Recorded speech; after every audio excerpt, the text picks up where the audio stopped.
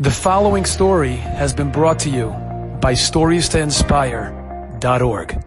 Hagoyin Rabbi Avrohom Makovsky Zechreinu Levracha was a goyin in Torah and a goyin in Chesed. He was unbelievable in making people feel good. I personally witnessed many times him complimenting people in the most unbelievable way to uplift them and make them feel like $1 million. He was such an expert at making people feel good. Now, with this introduction, listen to the following story. Rabbi Avrohom Makovsky's son recounted that there was a certain younger man who came a few times to speak and learning with Rabbi Avrohom, with his father, Rabbi Avrohom Makovsky. And Rabbi Avrohom was so mispoiled from this younger man that he mamish knew all over Shas, Klor, Rayis, Kashas, mamish. Rabbi Avrohom was mamish spoiled from him. So impressed with him.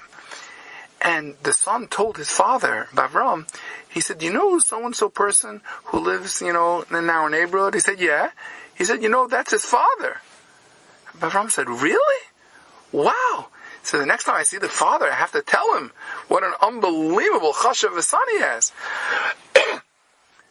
The son recounts a few weeks later, this father came into Rabbi Avrohom Makovsky's house together with another person. He came to discuss something. And they went into a private study.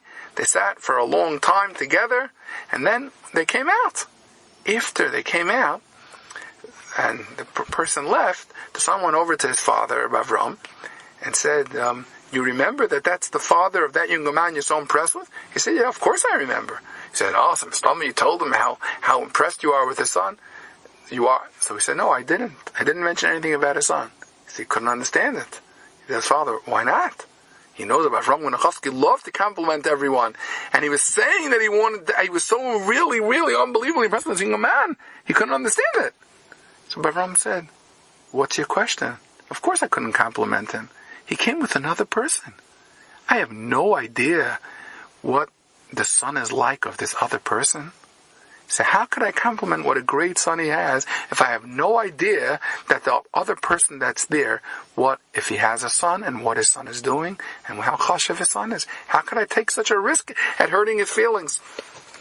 This is such an incredible lesson because many times we have a mitzvah in front of us and we take that mitzvah and we say, "Okay, I have a mitzvah, I'm going to do the mitzvah." But 1 second, we have to pause. I have an unbelievable mitzvah to do, but is someone else going to get hurt from doing that mitzvah?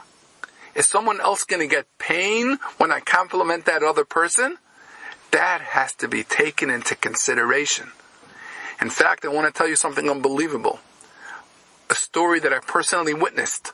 That there was somebody once sitting in a car, a chashva younger man, and he was telling somebody, he was in the middle of leaving someone a voice message about what an unbelievable thing it is about the schus of being a chassan. And just at that minute, someone was stopping for a hitch. He let the person in, and all of a sudden he cut off his message. I was like, "What's going on?" He told me later, after he let the person out, that person who walked in is an older bacher. How can I leave a voicemail in front of him what a schus it is to become a chassan?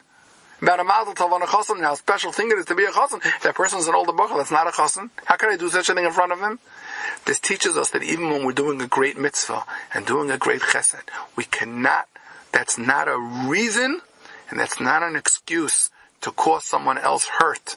And even if we're not doing a direct hurt or pain, we're mechuyev to think and make sure and cover all our bases and wait for the right time to say the compliment and give someone the good word without hurting someone else's feelings. Enjoyed this story? Come again. Bring a friend. StoriesToInspire.org